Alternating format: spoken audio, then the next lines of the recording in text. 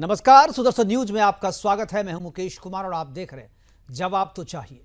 जवाब तो चाहिए में आज हम बात करेंगे मोदी के प्रति कांग्रेस की घृणा की, डर की और कांग्रेस की कबीलाई संस्कृति की। मौका कोई भी हो, जगह कोई भी हो, मंच किसी का भी हो, नेता यदि कांग्रेस का है तो मोदी जी को गाली पड़नी ही पड़नी है।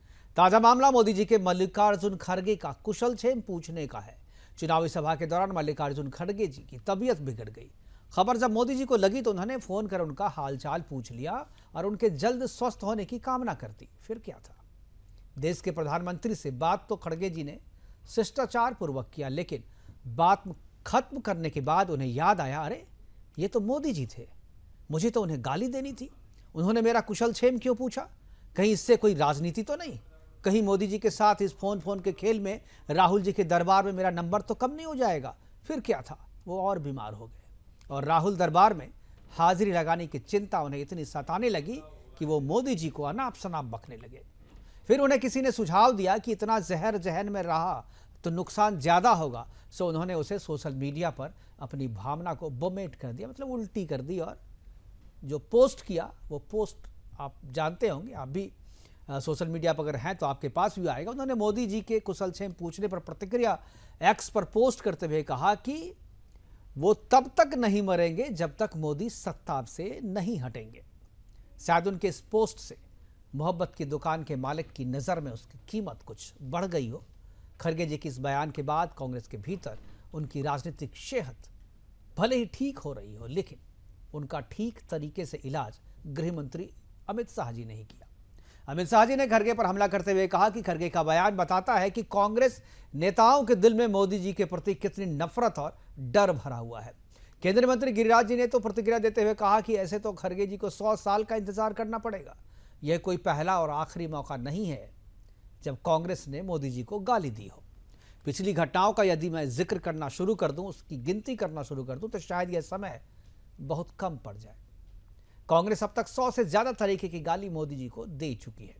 आज अपने प्रोग्राम में हम चर्चा करेंगे कि प्रधानमंत्री के कुशलक्षेम पूछने पर खड़गे की प्रतिक्रिया मोदी और बीजेपी से उनके डर को दर्शाता है। क्या खड़गे की प्रतिक्रिया कांग्रेस और राहुल के प्रति उनकी वफादारी साबित करने के लिए है?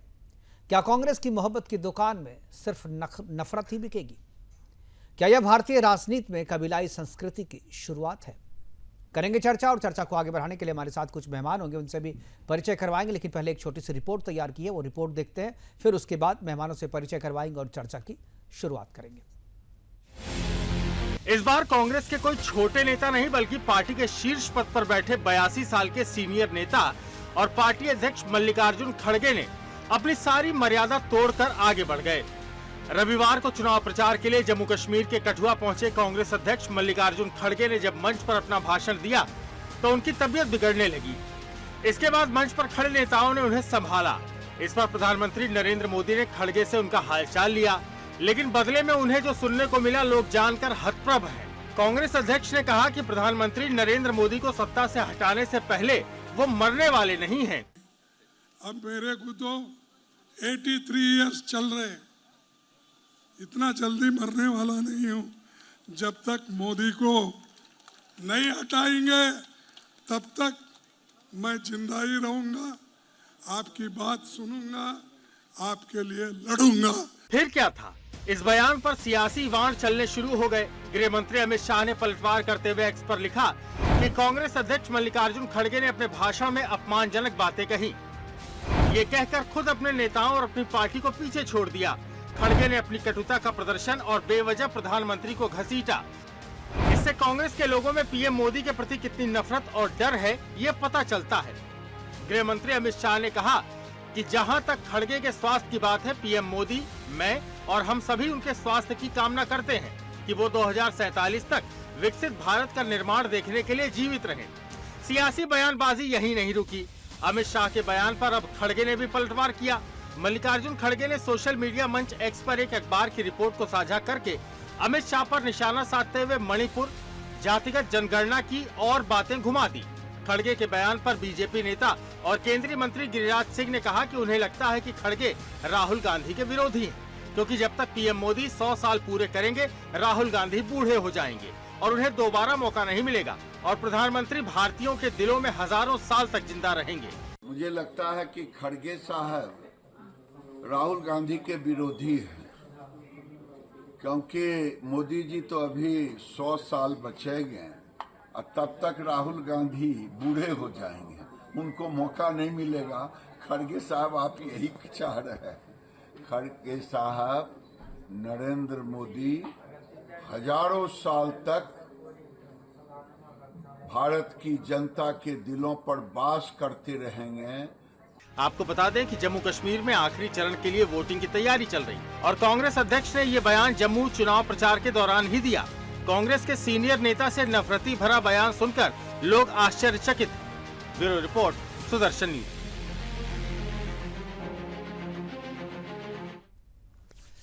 तो करेंगे चर्चा की शुरुआत और चर्चा को आगे बढ़ाने के लिए हमारे साथ अश्वनी शाही जी हैं बीजेपी प्रवक्ता के तौर पर, सुरेंद्र स्वामी जी हैं राजनीतिक विशेषज्ञ के तौर पर, और अनिल शर्मा जी हमारे साथ प्रवक्ता कांग्रेस के, वो भी हमारे साथ थोड़ी देर में जुड़ेंगे। लेकिन चर्चा की शुरुआत मैं अश्वनी शाही जी से करूँगा और अश्वनी जी थोड़ी देर में आएंगे। मुझे लगता है सुरेंद्र स्वामी जी से मैं शुरुआत करता हूँ। सुरेंद्र जी, ये इससे पहले भी मोदी जी को बहुत बार अपशब्द कहे गए हैं और जितनी बार उनको अपशब्द कहा गया है मोदी जी को और बीजेपी को फ़ायदा ही हुआ है इसका। लेकिन इस बार जो अपशब्द कहा गया है और जिस मौके के लिए और जिस बात की प्रतिक्रिया स्वरूप दिया गया है, वो मुझे लगता है कि राजनीति में एक नई संस्कृति को जन्म दे रहा है। क्या किसी का कुशल क्षेम पूछा जाना इतना बुरा लग गया उनको कि वो इस तरीके की बातें कर रहे हैं? किस तरीके से आप पूरे इस बयान को देखते हैं? नहीं मुकेश जी, मैं तो इस बयान को टोटल कॉन्टेक्स्ट में देखना चाहूँगा, क्योंकि हम एक घटना होती है, हम उस घटना को लेके उस पर डिस्कशन शुरू करते हैं और उसी पर करते हैं। ये इशू ये नहीं है। इशू ये है कि न तो कांग्रेस को इस बात से परेशानी है कि भाई यहाँ पे मोदी जी के आने के बाद एक हिंदू सरकार बन गई है, न ही इनको जो हिंदुओं का जागरण हो रहा है उससे इतनी परेशानी। इनकी परेशानी दूसरी है। उनकी परेशानी ये है कि जो इन्होंने मुसलमानों को हिंदुओं के सर पे 1950 से बिठाना शुरू किया, वो अब धीरे धीरे हिंदू अपने ऊपर से उठा के फेंक रहा है। इन्होंने 1950 में कानून बनाए, हिंदुओं के लिए बनाए, मुसलमानों के लिए नहीं बनाए। आपके लिए शादी ब्याह तलाक गोद सब कानून बनाए, मुसलमानों के लिए शरिया पे छोड़ दिया। उनके लिए पर्सनल लॉ बना दिया, उनके लिए वक्फ बोर्ड बना दिया। वक्फ बोर्ड बना के ऐसी हालत कर दी कि अगर आपके भी ऑफिस में आके कहें कि ये वक्फ की ज़मीन है तो आप भागे फिरिए उठा के कागजात को। फिर इन्होंने क्या किया कि जो है हिंदुओं के लिए इन्होंने वो एक एंडाउमेंट एक्ट बना दिया कि आपके सारे मंदिरों का अधिग्रहण कर लिया, उनके सारे पैसे खाने शुरू कर दिए, हर आदमी को उसमें लगाना शुरू कर दिया, नॉन हिंदूज को उसका इंचार्ज देना शुरू कर दिया। फिर उसके बाद इन्होंने क्या किया कि 1991 में जो है वो वर्शिप एक्ट ले आए। वो वर्शिप एक्ट लेके कह दिया कि भाई जो जहाँ है वैसा ही 1947 रहेगा, मतलब आपके मंदिरों को तोड़ के जो मस्जिदें बना ली वो बरकरार रहेंगी। तो ये सारी जो कोशिश थी, ये एक सोची समझी साजिश नेहरू गांधी परिवार की थी। अब इनको शुरू में दिक्कत हुई वल्लभ भाई पटेल से कि उन्होंने देश को खंडित होने से बचा लिया, सारी इन जितनी भी रजवाड़े थे सबको एक करके भारत एक करके बना दिया। तो राहुल गांधी ने कहना शुरू कर दिया कि भारत तो एक देश ही नहीं है, ये तो यूनियन ऑफ स्टेट है। फिर इन्होंने आपके धर्म पे हमला करना शुरू कर दिया, ये देवता भगवान नहीं होते, ये हिंदू ऐसा होता है, ये शिव। अरे जो आदमी खुद हिंदू नहीं है वो हिंदुओं पे ज्ञान दे रहा है। फिर ये बाहर जाएंगे तो इन्होंने क्या, तो अब इनको ये समझ में आया धीरे धीरे कि जैसे जब तीसरी बार भी ये धक्के खा करके विपक्ष में बैठे लगातार, तो तब इनको किसी ने समझाया कि भाई जैसे धरती एक बैल पे टिकी हुई है, ऐसे ही ये सरकार, भारतीय जनता पार्टी सब मोदी पर टिके हुए हैं। तो आप मोदी पे हमला करो। तो मोदी पे क्या हमला करो कि मोदी तू घर से बाहर निकलेगा तुझे लोग डंडे मारेंगे, मोदी तेरी कब्र खुदे, मोदी तू मर जा। फिर उसके बाद राहुल गांधी ने कहा मैंने जो है मोदी को 24 के चुनाव में इसके कंधे तोड़ दिए, कंधे झुका दिए, इसको मैंने साइकोलॉजिकली खत्म कर दिया। ये बताइए ये कोई बातें हैं? और चुनाव के दौरान आपको ध्यान होगा इन्होंने, राहुल गांधी ने कहा कि भाई अगर मोदी फिर से सत्ता में आया तो पूरे देश में आग लग जाएगी। फिर खड़गे ने कहा कि भाई गुजरात के चुनाव में मोदी क्या रावण से इसकी तुलना करी, 10 सर वाले हो क्या तुम। फिर राहुल गांधी ने, आपको ध्यान होगा, खड़गे ने उसी चुनाव में लोकसभा के कहा कि अगर भारतीय जनता पार्टी मोदी जीत गया तो सनातन का राज आ जाएगा। तो इनकी समस्या सिर्फ यहाँ नहीं है, वो एक जहर जो इनके दिमाग में घुसा हुआ है कि हिंदुस्तान को तोड़ना है, टुकड़े टुकड़े करना है, वो इनकी मंशा पूरी नहीं हो रही। इन्होंने पूरी ताकत लगाई आजादी से लेके आज तक, लेकिन वो उसमें सफल नहीं हो पा रहे हैं। तो जिस तरह से अब इन्होंने सब जगह मंदिरों, आप देखिए कितनी मस्जिदें अवैध बन गई, कितनी मज़ारें, जबकि इस्लाम धर्म में मज़ार की कोई जगह नहीं है। बिल्कुल। लेकिन कोई मुसलमान कहता है क्या कि मज़ार क्यों बना रहे हो? ये मज़ारों का माध्यम है जमीन हड़पने का। तो आप इस पूरे कॉन्टेक्स्ट में देखिए कि कांग्रेस और खड़गे की मनोस्थिति क्या है कि वो बुढ़े हो गए। नौजवान जो है अब ऑलरेडी 54 का 29 में इलेक्शन होगा, राहुल गांधी 59 साल के हो जाएंगे। ये सोच रहे थे कि इस साल तो हमारी सरकार बनी जाएगी, मोदी को हम हटा देंगे। पूरा विदेशों से इन्हें सहयोग लिया, रशिया को आके कहना पड़ा मोदी जी को कि अमेरिका आपके इलेक्शन में इंटरफियर कर रहा है। तो पूरी इन्होंने जान लगा करके कोशिश करी, लेकिन फिर भी भाई जब जिसके साथ ईश्वर है उसके साथ उसको आप क्या कर लेंगे, कुछ नहीं कर सकते। तो मोदी जी लगातार तीसरी बार प्रधानमंत्री बन गए और ये तीसरी बार विपक्ष में बैठ गए। उन हालात के बीच में अब आपको अगर ये टोटल कॉन्टेक्स्ट क्लियर है कि ये एक मुस्लिम पार्टी है जो मुस्लिमों को हिंदुओं के सर पे बिठाना चाहती है, कानूनों के माध्यम से बिठाना चाहती है, उनको सुविधाएं देकर, इस तरह की सुविधाएं देकर कि आपका गला दबा के बिठाना चाहती है। तो जब उनको ये लग रहा है कि ये मोदी की सरकार, योगी भी आ गए हैं, अब उधर हर्ष सिंह भी खड़े हो गए हैं, हेमंत बिस्वा भी खड़े हो गए हैं, मोहन यादव भी खड़े हो गए हैं, तो सब जगह अब इनको लग रहा है कि हमारा जो एक 1950 से एक मिशन था, 47 बिल्कुल में अब हमको परेशानी हो रही है, तो मोदी को गाली दे रहे हैं, खुल के गाली दे रहे हैं। बिल्कुल बिल्कुल। और सबसे बड़ी दुर्भाग्य की बात यह है कि जो लोग इनके समर्थन में खड़े हैं, राजनीति के नाम पे खड़े हैं, हो सकता है वो अंदर से नहीं हो, लेकिन उनको ये बात समझ में नहीं आ रही कि क्या। और आप हिमाचल में देखिए क्या हो रहा है। बिल्कुल आपने देखा, आपने महाराष्ट्र में भी देखा, बिल्कुल। औरंगाबाद से जो जुलूस निकला। तो आप ये समझ लीजिए कि इसलिए खड़गे का जो स्टेटमेंट है, उस स्टेटमेंट में उसकी टीस देखिए आप, झुंझलाहट। बिल्कुल सही बात। किसी तरह मोदी हट जाए, किसी तरह से हिंदुओं के सर पे हम इनको सवार करके फिर से बिठा दें, और जो है सब जगह बस वही ये हो जाए कि हाँ भाई कांग्रेस आ गई, कांग्रेस आ गई, कांग्रेस आ गई। बिल्कुल। तो इस स्थिति में आप इनको देखिए, ये तो बेशर्मी है इनका जिस तरह का बयान है, और ये पहला बयान नहीं है, पहला बयान नहीं। बिल्कुल। इससे देश में ये कहेंगे कि मोदी आ गया तो सनातन का राज आएगा। आपको सनातन के राज से खड़गे को कोई प्रॉब्लम है?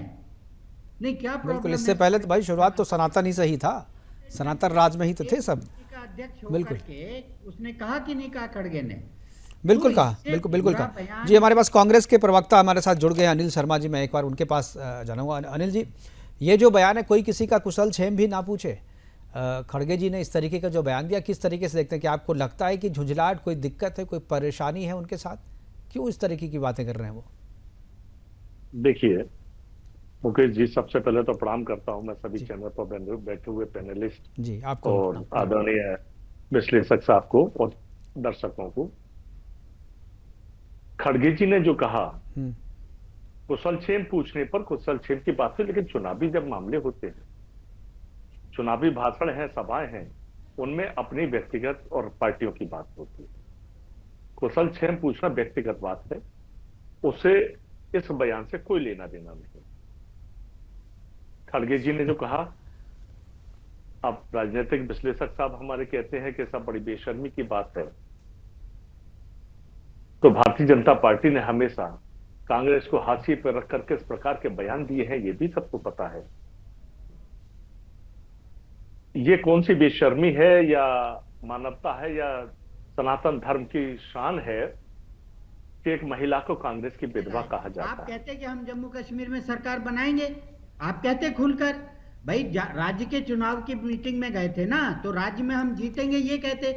मोदी को जब तक नहीं हटाऊंगा मैं मरूंगा नहीं। मोदी तो हटेगा नहीं 5 साल, वो तो बैठ गया आपके सर पे आके। जी, अब सुन ठीक है सर, हमारे सर पर कोई नहीं बैठा। सुन लीजिए आप, आप आदरणीय है, राजनीतिक विश्लेषक है स्वामी जी, जरा सुन नहीं, लीजिए। मुझे मत नहीं, आप नहीं, या तो आप सुरेंद्र जी इनको अनिल जी को एक बार बोलने देते हैं, अनिल जी को बोलने देते हैं एक बार। नहीं, हमें बोलने का अधिकार नहीं, इसका मतलब। सुरेंद्र जी मत करिए, एक ब्राह्मणत्व के हिसाब से बोलिए कि विधानसभा के चुनाव में मोदी जब तक हटेगा नहीं मैं मरूंगा नहीं, इसका क्या राजनीतिक परिप्रेक्ष्य है, आप बताइए इस बात को।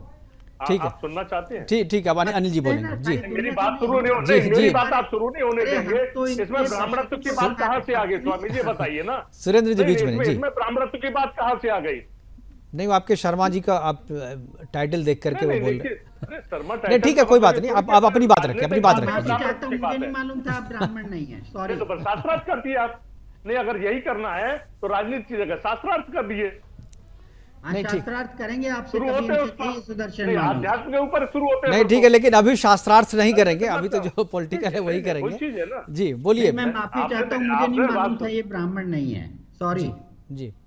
हाँ बिल्कुल, आपको नहीं पता ब्राह्मण नहीं है जी, कोई बात नहीं, अपनी बात रखें जी। नहीं, इसमें ये मेरी बात सुनिए, इस तरह की बात कहाँ से आती है कि ब्राह्मण नहीं है, कि ब्राह्मणत्व की बात करें। नहीं, अरे ब्राह्मण हो को रहा जस्टिस की बात है, लेकिन ये राजनीतिक बात अगर नहीं, बात ठीक है, हम लोग अगर बात जात पात में बात नहीं राजनीतिक करेंगे तरीके से सुनिए ना। जी। अनिल शर्मा जी बोलिए। अनिल शर्मा जी। देखिए, खड़गे जी ने जो बयान दिया, खड़गे जी ने जो कहा कि मैं जब तक जीवित हूं किसी भी तरह से मोदी जी को हरा कर ही मरूं, है ना, तो वो उनकी एक व्यक्तिगत टिप्पणी क्या है, उनके अंदर की जो भावना है, वो चाहते हैं कि मैं जब तक हूं तब तक किसी भी तरह राजनीतिक पराकाष्ठा में जिस प्रकार से अस्थिरता चली आ रही है, लोकतंत्र के लिए अव्यवस्थाएं फैल रही है, उस तरह से जिस प्रकार इन्होंने 400 पार का नारा दिया, जम्मू कश्मीर में ये महबूबा मुफ्ती के साथ सरकार बनाते, फिर उसके बाद क्या रवैया होता सबको दिखता है। तो गलत आशय नहीं था खड़गे साहब का। रही बात राजनीति की, तो कांग्रेस और भाजपा दोनों पार्टियां अपनी जगह काम कर, दोनों के अपने नीति सिद्धांत है। कांग्रेस इस वक्त पूरा देश कांग्रेस की तरफ देख रहा है, और कांग्रेस की जो सरकार बनने जा रही है, चाहे वो हरियाणा में हो या जम्मू कश्मीर में, भारतीय जनता पार्टी की जो बौखलाहट है, जिस प्रकार का रवैया भारतीय जनता पार्टी अपना रही है, ये सभी सभाओं में देखने को मिल रहा है।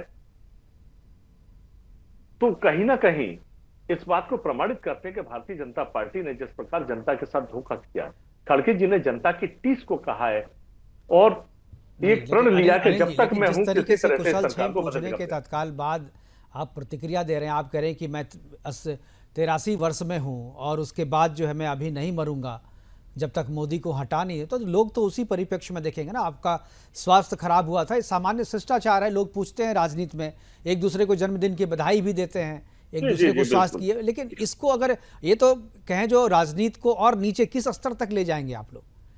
गाली गलौज तो पहले चल ही रही थी, अब शब्द कहे ही जा रहे थे, अब इस स्तर पे जाएं, कोई किसी को विश भी ना करे, शुभकामनाएं भी ना दे, कोई किसी का हालचाल भी ना पूछे। ये तो इसका मतलब यही कि भाई कबीला में जैसे एक कबीला अब दूसरे कबीले की जान की बाजी लगाता कि भाई जब तक दूसरा कबीला खत्म नहीं हो जाता तब तक हमारा एग्जिस्टेंस नहीं रहेगा। तो ये तो कबीलाई राजनीति की शुरुआत हो गई एक तरीके से। नहीं, वो कंडीशन तो मुकेश जी देखिए, सबसे बड़ी बात है भारतीय जनता पार्टी हम कांग्रेस को बिल्कुल खत्म कर देंगे, ये बेमनस्ता नहीं तो और क्या है? नहीं, वो पॉलिटिकली खत्म करना है ना, वो पॉलिटिकली खत्म करना। हर एक राजनीति कहते हैं, आप भी कहते हैं कि आप वहां से खाता नहीं खोल पाएंगे, तो खत्म करना है, पॉलिटिकली खत्म करना, और वैसे आप कह रहे हैं खत्म करना, ये दोनों चीजें अलग अलग हैं। और इसमें मुझे लगता है कि एक स्पष्ट लाइन जो है एक होनी चाहिए लोगों की। अश्वनी शाही जी सुन रहे हैं, अश्वनी जी आप क्या कहेंगे? जो डिफेंस जो कह रहे हैं अनिल शर्मा जी की, उनका मतलब ये नहीं था, उनका मकसद ये नहीं था, वो पॉलिटिकल बयान था। देखिए मुकेश जी, हम तो ये चाहेंगे पॉलिटिकली खड़गे साहब सतायु हो चिरायु हो, हमारी और भाजपा की तो यही भावना है, और यही भावना माननीय प्रधानमंत्री जी ने जो है प्रकट भी किया है। मगर जो अंदर की पीड़ा है, राहुल गांधी जी उस कंपनी के मालिक हैं, सोनिया जी मालकिन हैं, ये लोग जो है सत्ता से बेदखल हो गए, 56 साल तक सत्ता किया ये लोग रहे, और स्वामी जी ने बहुत सी चीजें गिनाई। उसी बात को मैं आगे बढ़ाता हूं। एक के प्रवक्ता हैं माननीय पवन खेड़ा जी, इनके याद होगा एयरपोर्ट पर उन्हीं के उसमें नारा लगा था, मोदी तेरी कब्र खुदेगी। बिल्कुल। उन्होंने भी इसके बाद एक बयान दिया है कि हम लोग आजादी की लड़ाई लड़ रहे हैं और उस आजादी में जो है हम लोग इनको हटाकर दम लेंगे। भाई आजादी की लड़ाई, कौन सा देश गुलाम है? संवैधानिक रूप से लोकतांत्रिक व्यवस्था के तहत सरकारें चुनी जाती हैं। आप कौन सी आजादी की लड़ाई लड़ रहे हैं? आपकी आजादी की लड़ाई ये है कि आपके राष्ट्रीय अध्यक्ष, जो सबसे पुरानी ग्रेट ओल्ड पार्टी है, उसके अध्यक्ष इस तरीके की भाषा बोले। आप लोग ये बोले माननीय मोदी जी के लिए, वो आपका कुशल क्षेम पूछें। आज देश जो है कई चीजों में एक नंबर चल रहा है जहां तक आप परिकल्पना नहीं किए थे, और आप कह रहे हैं हम आजादी की लड़ाई लड़ रहे हैं। आजादी इससे है कि आज तक इतिहास में, भारत के स्वतंत्र भारत के इतिहास में 40-42 सीट पर कांग्रेस नहीं आई थी कभी, और माननीय मोदी जी के प्रयास ने उनको 40-42 पर ला दिया। 2 बार विपक्ष में नेता लायक पद नहीं रहा इनके पास कि विपक्ष में नेता बन सके, इतनी सीटें नहीं थी। ये लोग वो बौखलाहट है। भाई लोकतांत्रिक लड़ाई लड़िए आप। हम जो है राजनीतिक दल हैं, हम लोकतांत्रिक और संवैधानिक व्यवस्था में जितने दल हैं सबको राजनीति करने का हक है, अधिकार है। जनता किसके साथ होती है वो जनता का मानना है। अब हरियाणा में कौन जीतेगा कौन हारेगा ये तो चुनाव नतीजे 8 तारीख को पता चलेंगे। जम्मू में कौन जीतेगा ये तो 8 तारीख को पता चलेंगे। आज ही कहना कि हम जिंदा रहेंगे और जब तक हम मरेंगे नहीं, जब तक, क्योंकि भाई आपको एक व्यवस्थित व्यवस्थाएं होती हैं। पहले सदन में क्या क्या नहीं हो जाता था, सदन में बहुत सी चीजें बोल दी जाती थी, एक व्यंग्यात्मक लहजे में, व्यंग में जवाब हो जाता था उसका। लेकिन अब जो है ये खास करके कांग्रेस ये दिखा रही है कि भारतीय जनता पार्टी ने इनकी जागीर छीनी है। मुझे याद आता है शरद पवार जी का एक बयान। शरद पवार जी ने कहा था कांग्रेस अब वो रह गई, वो जमींदार है कि जिसके पीछे कुछ है नहीं और वो समझती है कि हम जागीरदार ही हैं और जमींदार ही हैं। वही चीज आज है कि भारतीय जनता पार्टी ने इनकी जागीर छीन ली। इनका किस तरीके से सत्ता चली गई है तो बौखला गए लोग। हमारे अनिल भाई कह रहे हैं कि भाई भाजपा की बौखलाहट देखिए। बौखलाहट में तो ये बयान आते हैं अनिल भाई जो आपके राष्ट्रीय अध्यक्ष ने दिए हैं, ये बयान आते हैं जो मणिशंकर अय्यर जी ने दिए हैं, वो बयान आते हैं जो दिग्विजय सिंह ने दिया, वो बयान आते हैं जो सोनिया जी ने दिया था, वो बयान आते हैं जो राहुल गांधी जी देते हैं कि मोदी को डंडे से मारा जाएगा। ये चीजें जो है बौखलाहट में यही बयान आते हैं। अनिल जी क्या कांग्रेस के भीतर में या जो राहुल जी के सामने जो है वैसे लोगों का ग्राफ बढ़ता है जो मोदी जी को गाली देते हैं या बीजेपी को गाली देते हैं? किस तरह की कोई इंटरनल कोई कंपटीशन वगैरह है क्या? क्योंकि लगातार इस तरीके की चीजें हो रही है और कांग्रेस की तरफ से, आपकी पार्टी की तरफ से उस पर किसी से सफाई भी नहीं मांगी जाती। देखिए मुकेश जी, कांग्रेस में इस तरह की बात नहीं जिस प्रकार का अश्विनी जी कह रहे हैं। वो बौखलाहट उसको कहते हैं कांग्रेस की विधवा, जर्सी गाय, 50 करोड़ की गर्लफ्रेंड, इस टाइप के बयान जब आते हैं, है ना, किसानों को आतंकवादी कहते हैं, ये बहुत सारे इस तरह के बयान चुनाव के पहले चरण में मीट मटन पर आ जाते हैं, फिर मुजरे तक की पोजीशन बन जाती है। ये व्यवस्था है इनकी, ये बौखलाहट होती है। बौखलाहट इसको नहीं कहते कि चुनावी भाषण क्या, वो चुनावी भाषण में जिस प्रकार की भाषा देश के प्रधानमंत्री की बनी उसको क्या कहेंगे। कांग्रेस जब भी बात करती है मतलब कुटुंब की बात करती है। भारतीय जनता पार्टी ने हमेशा ये कहा आजादी की लड़ाई की बात करें, कांग्रेस से देश को मुक्त कराने की बात, ये कौन सी बौखलाहट नहीं तो और क्या है। कांग्रेस मुक्त भारत कर देंगे, एक नी 20 तक नहीं बचेगा कांग्रेस का, पूरा कांग्रेस मुक्त भारत करना एक राजनीतिक एजेंडा है सर, इसमें पॉलिटिकल है, इसमें व्यक्तिगत तो कुछ नहीं है ना। अगर कांग्रेस मुक्त भारत करने की बात बीजेपी करती है, आप भी कहिए जो भाई कांग्रेस बीजेपी मुक्त भारत करेंगे, आप भी तो उसी तरीके की बातें कर रहे हैं। ठीक है सर, इस पे आएंगे और जरा सा मैं इस पे टिप्पणी लूंगा सुरेंद्र स्वामी जी की, चर्चा हम करेंगे। और सुधांशु जी की एक प्रतिक्रिया आई है, पहले उनको सुनते हैं, उसके बाद जो है सुरेंद्र स्वामी जी के पास जाएंगे। एक बार मैं पीसीआर से कहूंगा कि सुधांशु त्रिवेदी जी को एक बार सुनाएं। देखिए, कांग्रेस अध्यक्ष मल्लिकार्जुन खड़गे जी ने प्रधानमंत्री श्री नरेंद्र मोदी जी को लेकर जो अनावश्यक और आपत्तिजनक बयान दिया है, ये कांग्रेस पार्टी की उस तथाकथित मोहब्बत की दुकान को एक नई और निचली पहचान दे रहा है। जहां एक तरफ प्रधानमंत्री श्री नरेंद्र मोदी जी ने अस्वस्थ होने पर खड़गे जी को तुरंत फोन करके उनका कुशल क्षेम पूछा, जो मोदी जी के मन में संवेदना और गरिमा को दर्शाता है, तो दूसरी तरफ खड़गे जी ने अनावश्यक अवांछनीय रूप से अकारण ही, जैसा गृह मंत्री अमित शाह जी ने भी कहा है, इस विषय को मोदी जी के प्रति उनके मन में बैठी हुई कुंठा, निराशा और ग्लानि के साथ जोड़ा। जिस हमने सुना, मैं सुरेंद्र जी मैं आपसे जानना चाहूँगा, ये कोई पहली बार नहीं है कि जब गाली दी गई हो, मोहब्बत वो खून से सने हाथ इस तरीके से जो सफ़र शुरू हुआ था वो अब तक लगातार करीब 100 से ज़्यादा गालियां दी जा चुकी है। एक बार तो मोदी जी गिना रहे थे कि कितनी गालियां उनको दी, और हर एक गाली के बाद जो है बीजेपी को फ़ायदा और कांग्रेस को नुकसान हुआ है। फिर क्या वजह है कि कांग्रेस इस चलन को छोड़ नहीं रही है? क्योंकि जिस चीज़ से उनको नुकसान हो रहा है कम से कम वो चीज़ तो छोड़ दें। आखिर कौन सजेशन देता है इनको इस तरीके की बातें करने का? नहीं मुकेश जी, कहाँ नुकसान हो रहा है, इनको फायदा हो रहा है। ये 52 से 99 पे पहुंच गए गालियां दे दे करके। आप कह रहे हैं कि नुकसान हो रहा है, लेकिन इनको ये नहीं मालूम है कि भाई सीमा क्या है। देखिए, फायदे की भी इनकी एक सीमा है ना, उस सीमा से आगे तो ये जा नहीं पाएंगे। और मैं तो ये मानता नहीं कि राहुल गांधी की मोहब्बत की दुकान नहीं है, बिल्कुल मोहब्बत की दुकान है, लेकिन वो मुसलमानों के लिए मोहब्बत की दुकान है, हिंदुओं के लिए प्यार की वो दुकान नहीं है। अगर हिंदुओं से वो प्यार कर रहे होते तो बांग्लादेश में जो हिंदुओं पे अत्याचार हुआ, क्या उस पे उन्होंने एक भी शब्द बोला? जब उन्होंने बधाई दी यूनिस को वहां पे, तो क्या उन्होंने एक भी शब्द हिंदुओं के लिए बोला? तो हिंदुओं के लिए तो कोई प्यार की दुकान है ही नहीं। आज हिमाचल प्रदेश में जिस तरह का हो रहा है, क्या इन्होंने वहां एक बार भी बोला कि भाई ये गलत हो रहा है? सब जो अवैध पूरे वहां पे कब्जा करके बैठ गए हैं अनिल शर्मा जी की पार्टी, और कुल्लू से लेकर के शिमला तक जिस तरह का वहां पे, अगर लोकतंत्र आप बचाना चाहते हैं तो वहां के लोगों की आवाज सुनिए। हिमाचल में लोग जो है उनकी आप आवाज क्यों नहीं सुन रहे हैं? लोकतंत्र में आवाज क्यों दबा रहे हैं वहां की? आप वहां मुख्यमंत्री और मंत्रियों को क्यों दबा रहे हैं? देखिए मुकेश जी, मैंने आपको बताया, कांग्रेस पार्टी की लीडरशिप शुरू से इस देश को कभी भी एकजुट नहीं होने देना चाहती थी, क्योंकि ये हिंदुओं का देश है, हिंदुओं का राष्ट्र है, यहाँ पे हिंदू बहुसंख्यक है। और उनको हमेशा ये रहा कि भाई यूरोप में हमारे जो क्रिश्चियन हैं, ईसाई हैं, वो सब लोग, हम लोग पीछे रह जाएंगे अगर हिंदुस्तान इस तरीके से तरक्की करेगा। यहाँ पे दिमाग बहुत है लोगों का, बहुत पंडित यहाँ पे ज्ञानी है। पूरी उन्होंने अमेरिका में सॉफ्टवेयर इंजीनियर जो टेक्नोलॉजी है उस पर कब्जा किया हुआ है। स्पेस पे आप देख लीजिए हिंदुस्तानियों ने किस तरह कब्जा किया हुआ है, कैसे आगे बढ़ते जा रहे हैं। ड्रोन टेक्नोलॉजी में आपको मालूम होगा इस समय हम नंबर 1 पे चल रहे हैं। बिल्कुल, तो ये अनिल शर्मा जी सुन रहे हैं, जवाब देंगे आपको जी। नहीं हो रही है जी। और दूसरा, इनको ये लग रहा है कि हमारी उम्र ढलती जा रही है और हमें सत्ता हाथ नहीं आ रही। अरे हरियाणा जीत जाओगे, जम्मू कश्मीर जीत जाओगे, महाराष्ट्र जीत जाओगे, झारखंड जीत जाओगे, पर क्या मोदी हट जाएगा उससे?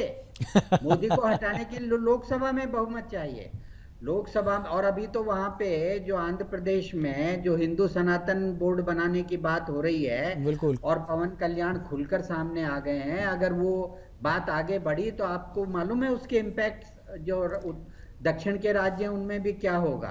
बिल्कुल बिल्कुल। तो ये इनका एक टीस है। टीस ये है कि हम तीसरी बार लगातार विपक्ष में हैं। कैसे रहे हैं? जैसे हम सत्ता में हैं, हम सत्ता में आ गए हैं, भाजपा जा रही है। अनिल जी, अनिल जी क्या, अनिल जी जीत करके क्या प्रधानमंत्री बन जाएंगे? तो अनिल ये जी, जो टीस है ना कि जो इनका मिशन है, जो देखिए राजीव गांधी को देख लीजिए आप, उन्होंने शरीयत के लिए कानून बदल दिया कि नहीं? 50 रुपए के मंथली पेमेंट के लिए इन्होंने कानून बदल दिया संविधान में। इन्होंने जिस तरह से सरकारें गिराई विपक्षियों की, आपको सब मालूम, मैं उस बहस में नहीं जाना। बिल्कुल। मैं ये कह रहा हूं कि इस लीडरशिप का, मैं कांग्रेस की पार्टी को दोष नहीं देता। मैं कांग्रेस में जो लोग हैं वो तो जुड़े हुए हैं, एक भाई उधर तो दूसरा भाई उधर, सबको सत्ता चाहिए। तो अगर एक आदमी को भाजपा में टिकट नहीं मिल रही है तो वो दूसरी जगह चला जाता है, दूसरी जगह नहीं मिलती तीसरी जगह। लेकिन वो इस प्रोसेस में ये भूल जाते हैं कि जो उनकी लीडरशिप है वो इस देश के भले के लिए नहीं है। और जब तक बिल्कुल, लोगों को अपनी भलाई चाहिए, देश के भला के बारे में बाद में सोच लेते हैं ये लोग। अनिल शर्मा जी, 2 चीज़ें सुरेंद्र स्वामी जी ने कही कि ये गाली देने से फायदा हो रहा है। मुझे तो लग रहा है कि नुकसान, मैं उस परिप्रेक्ष्य में कह रहा था कि भाई चुनाव तो आप जीत नहीं पाते, पहले सीटें बढ़ जाएं आपकी, चुनाव आप जीत नहीं पाते, लेकिन आपको फायदा हो रहा है। क्या ये सिलसिला आगे बढ़ेगा? मतलब सुरेंद्र स्वामी जी की अगर बात माने। जी मुकेश जी, सबसे पहली बात तो मैं अगर इनकी बात पूरी हो जाता तो बोलना शुरू करें। प्रधानमंत्री को एक छोटा बड़े भाई सुरेंद्र जी बोलना गाली देगा, एक ये सुप्रिया सुनेत और खड़गे, ये क्या नाम बोला था आपने अभी, वो उनके प्रवक्ता हैं खेड़ा, खेड़ा, ऐसे हाँ, लोग पवन उनको खेड़ा। गाली देंगे? कभी आपने सोचा था ऐसी स्थिति आएगी इस देश की राजनीति में जी बोलिए। कि हर आदमी मोदी को ऐसे गाली दे रहा है जैसे मोदी सड़क पे चलता हुआ आदमी है? अरे शर्मा जी, याद कीजिए इंदिरा गांधी के टाइम को।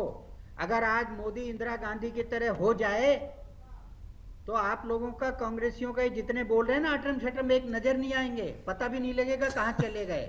आप मत भूलिए, मोदी की शराफत है कि वो अपने काम में लगा है, आपसे बदला नहीं ले रहा है।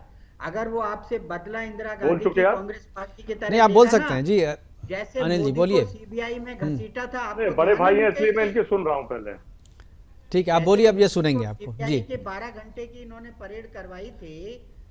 अगर ये आज इनकी सरकार होती तो आपको मालूम नहीं होता क्या होता। अभी आपने देखा नहीं हिमाचल में, हिमाचल एक में, मिनट बिल्कुल। में उस मिनिस्टर को कह दिया कि नहीं, आप वापस लीजिए, कानून नहीं चलेगा ये।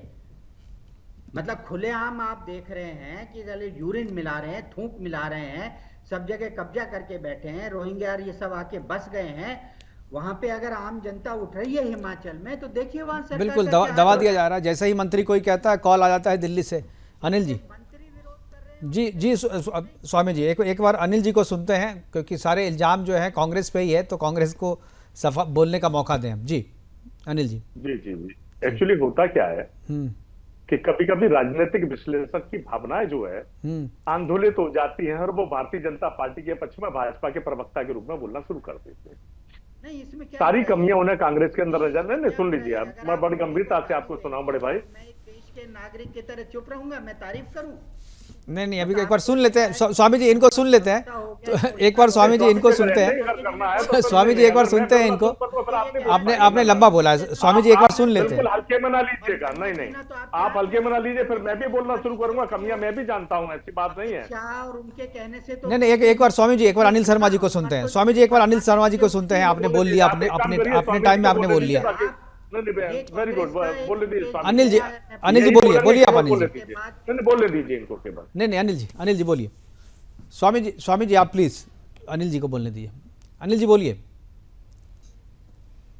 नहीं, अगर यही करना है, भाजपा के प्रवक्ता ही बोलने के रूप में विश्लेषक स्वामी जी बोलना है। स्वामी जी प्लीज, हाँ जी बोलिए। अब नहीं, अगर कांग्रेस के लोगों को बुलवाने के बाद उनकी केवल बेइज्जती करने के अलावा दूसरा काम नहीं है चैनल पर, तो क्यों बुलवाते हैं फिर आप लोग? नहीं प्लीज, अब मैं बराबर टाइम दे रहा हूँ। स्वामी जी प्लीज आप सुन लीजिए। स्वामी जी प्लीज। दूसरा भी बोला जा रहा नहीं, आप केवल आरएसएस के, मुझे लगता है, माफ कीजिएगा, पहले तो आपने ब्राह्मण पर प्रश्न उठाया मेरे। आपने ये कैसे कह दिया कि मैं ब्राह्मण नहीं हूं?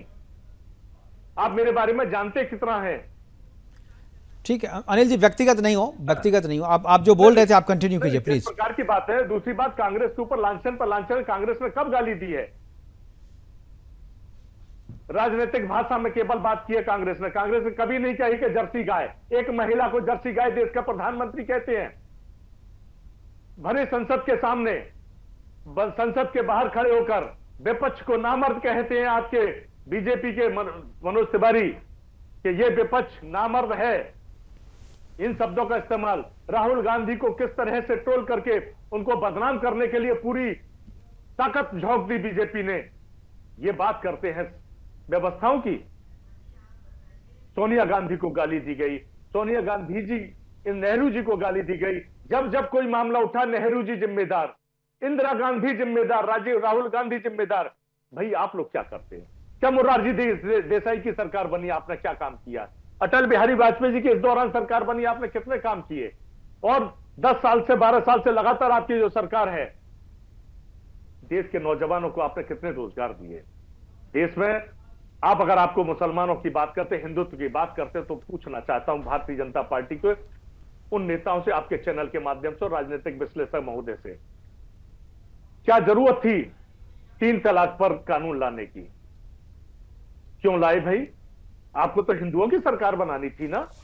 भारतीय जनता पार्टी तो हिंदुओं की पार्टी है। दूसरी बात, क्या जरूरत है मुसलमानों को, पसमानदा मुस्लिमों के सामने घुटने टेकने की? आपकी तो हिंदुत्व की पार्टी है। फिर आप पार्टी का बायलॉज चेंज करिए ना। जिस बायलॉज वो गांधी जी अश्विनी जी, आऊंगा, मुझे पता है जो आप बोलेंगे। यही मैंने कहा मुकेश जी, जो मैंने कहा था ना। जी वो आ गए उसी बात पे। यही बात मैं कह रहा था अनिल जी, आप कह वही जो स्वामी जी कह रहे थे, आपने वही बात कही। यही बात तो स्वामी जी कह रहे थे। अश्विनी जी क्या बोलना चाह रहे हैं?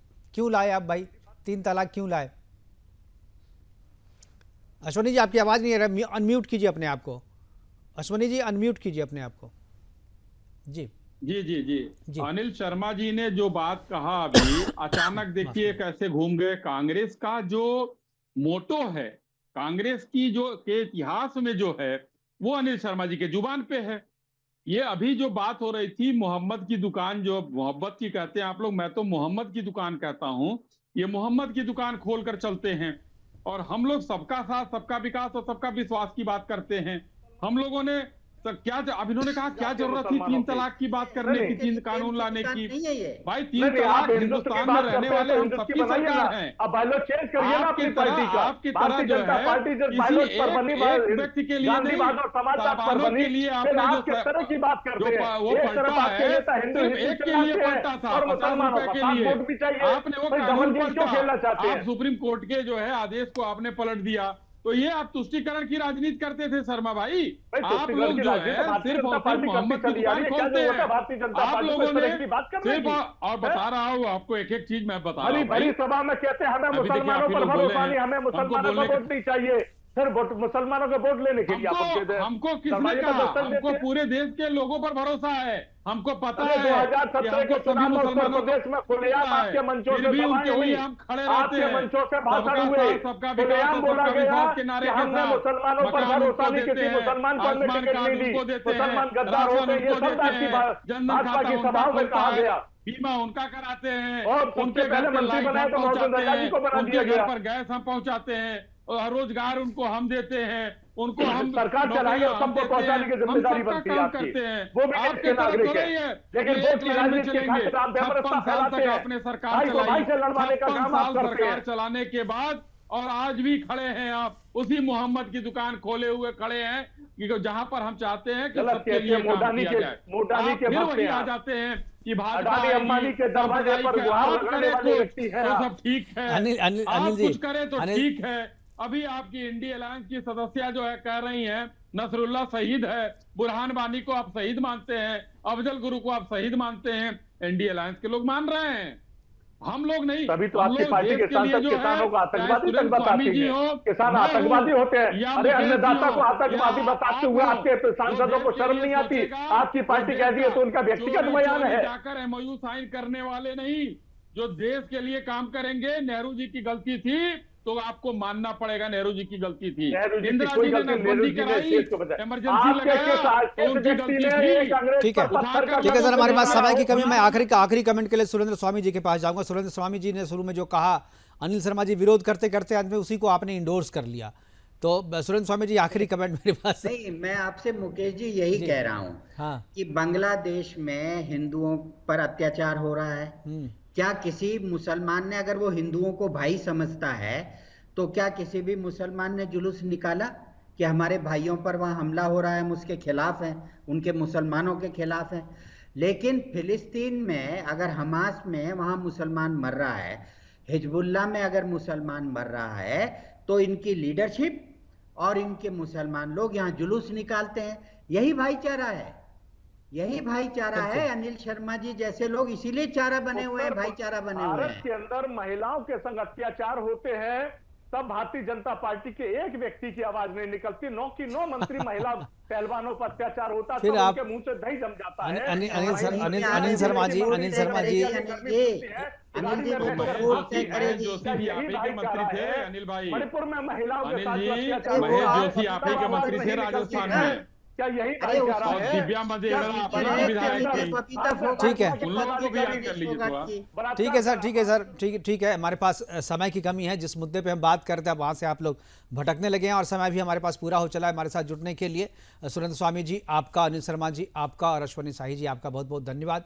आप जुड़े, इस महत्वपूर्ण चर्चा में आपने हिस्सा लिया।